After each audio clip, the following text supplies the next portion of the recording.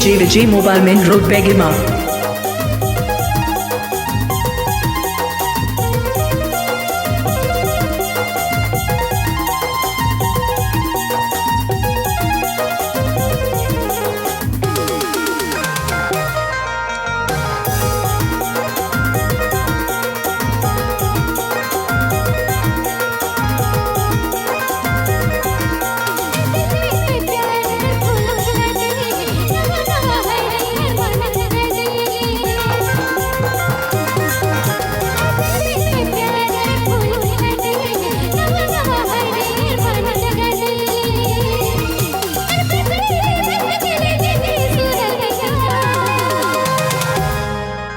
और हमारे भाई लोग कितने दिनों से बात कर रहे हो तो सिर्फ जोरदार ताली बजाओ जोरदार। क्या बात है और क्या कहना है? अरे पीले देखी सूरतिया,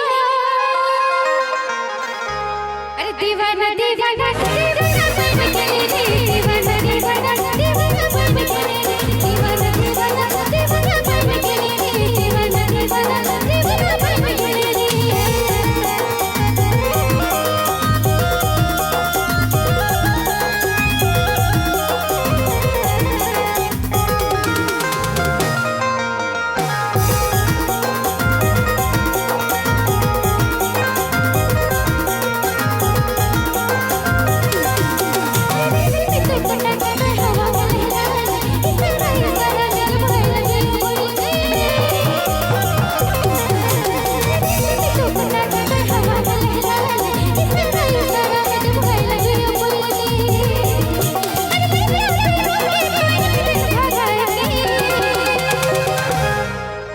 क्या बात है?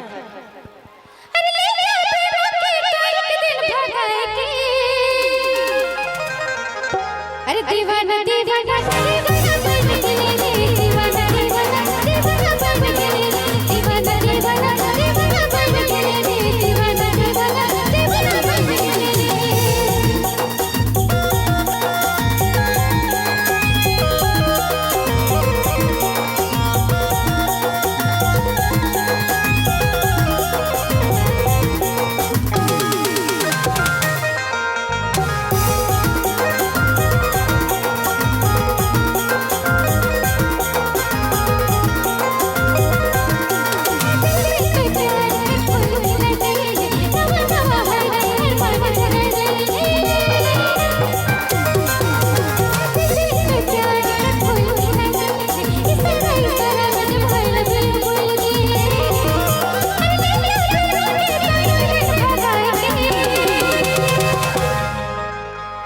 और हमारे भाई लोग तो पूरा डांस कर रहे हैं, लेकिन हमारी बहनों की तरफ से कोई रिस्पॉन्स नहीं आ रहा है।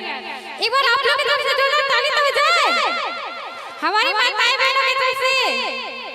क्या बात है? चलिए तालियां कम बजी लेकिन खूब से बजी। बहुत बहुत धन्यवाद, बहुत बहुत शुक्रिया। और क्या कहना है?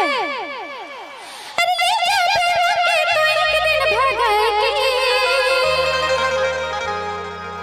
अरे दीवाना दीवाना दीवाना बन गई रे, दीवाना दीवाना दीवाना बन गई रे, दीवाना दीवाना दीवाना बन गई रे, दीवाना दीवाना दीवाना बन गई रे।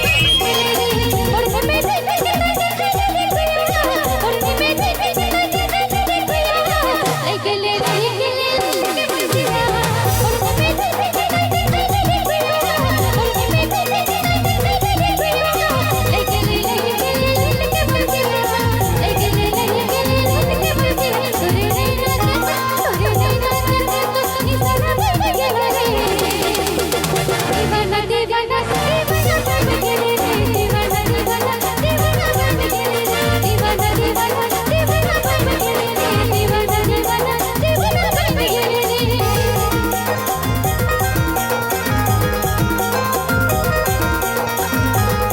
DJ Vijay Mobile Main Road Begima.